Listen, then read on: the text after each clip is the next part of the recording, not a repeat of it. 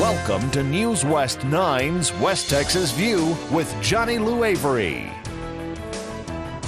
Welcome to the West Texas View. I'm Johnny Lou Avery, and I'm delighted to welcome to our program this morning Andrew Kerr, who is with the Museum of the Southwest and the Blakemore Planetarium. And it's one of the wonderful facilities we have in the Permian Basin that people go out of their way to go see, and we are constantly urging people to, if they've been, to go again often, because the displays and the new things that they have there change so often. But Andrew, it's such a pleasure to have us, and before we start, tell us a little bit about yourself. Well, my name is Andrew Kerr, and I came to West Texas about 18 months ago to come and actually be the director of the Blakemore Planetarium at the Museum of the Southwest.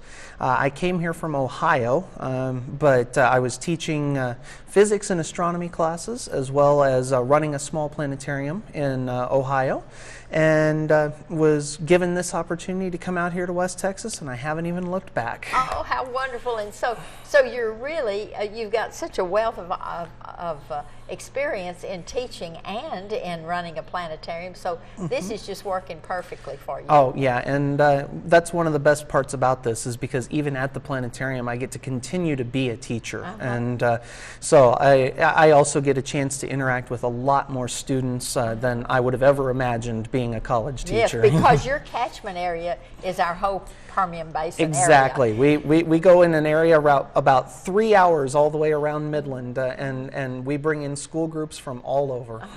And isn't it amazing to you what a wonderful facility this is, oh, way out here in West Texas? We are so lucky to have it. We're one of still about only 10 like it in the United States and in the world in general. And we were the first one west of the Mississippi to have the Spitz SciDome HD system. And which to a lot of people doesn't make too much sense, but to somebody like you, that is really like state of the art. Exactly. It's a high definition system, and since it is so rare to have them out there, we're just so lucky to have it. Well, I want you to tell, for the newcomers to the Permian Basin, or the people who have not actually visited there, I want you to tell them, first of all, a little bit about the history of the Museum of the Southwest, and then how the planetarium came about. Okay. It's actually, we have a little bit of a funny story about the history of the museum right now, because the very first piece that was actually a part of the collection of the museum was missing in our storage area for quite a while.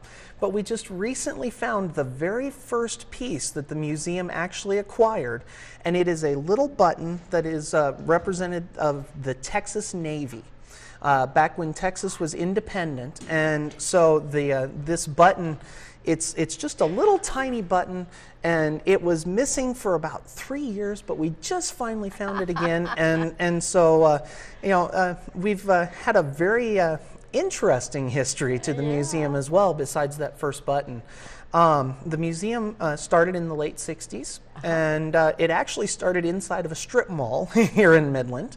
The Turner Mansion became available, and the city offered it to the museum to use as our facility, and which is a beautiful facility. Oh, the Turner Mansion is so beautiful, with everything that's in the original mansion, everything that is in the stables, and the new wing that was added on. And then from there, we've expanded quite a bit with adding the Children's Museum and the planetarium. The planetarium is a little bit older. The planetarium was started originally in 1972, and the Blakemore family really spearheaded that drive to create the planetarium.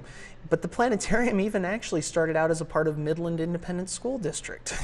And so the school actually ran the planetarium for quite a while, and then they decided that they wanted to get out of the planetarium business, and the museum actually was willing to take the planetarium.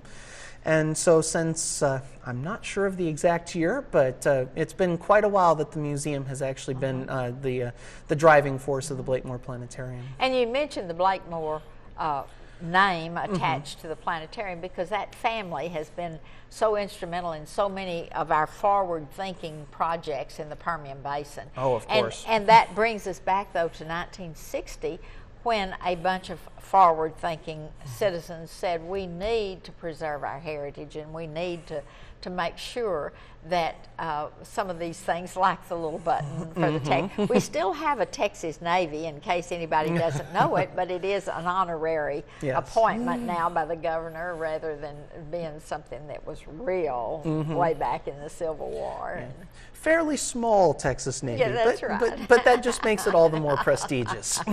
That's true. There wasn't many buttons. No, there were not very many buttons. There are a lot of replicas of the Texas Navy buttons out there, but this is an original. Oh, that's and so does your little thing tell you whose it was? Yeah, we actually do know whose it was, Okay. and I can't tell you Because whose it you're was too off the new top to- of my head. yeah. Exactly, I'm still too new, and really that's a part of the art museum, and my focus is a on the lot on the planet. planetarium. But you can't help but be impressed and proud of what's going on in the Museum of the Southwest, other part than what you work at. But I want us to really talk about the planetarium because I am so excited about that. And you mentioned that it started out as a part of the public schools, and about the same time, several of the larger school districts in this area also started. And I think I'm right in saying that the only one that's still operating is Abilene.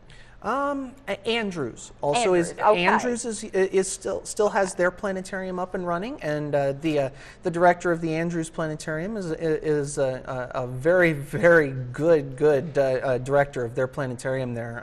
He's a part of the West Texas Astronomers, who make their home in Blakemore Planetarium as well, and so we actually have just a real wonderful wealth of astronomy knowledge around too. That is. And with the wide open skies, this is a perfect place to It's look absolutely at it. gorgeous, the skies. We don't have clouds all that often at night, and so the West Texas astronomers, when they take off and go out to their observing Big site, Bend or oh anywhere. yeah, it's just fantastic. And with McDonald Observatory just down the road, Yes. you know, we really are one of the hotbeds of astronomy around here. Oh, that is wonderful.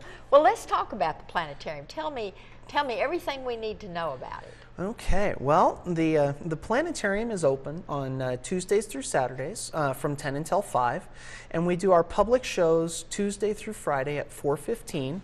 We also have Friday evening shows for the folks who can't make the 4:15s at 7:15 and 8:30, and then we have Saturday afternoon shows at 1:15 and 3:45.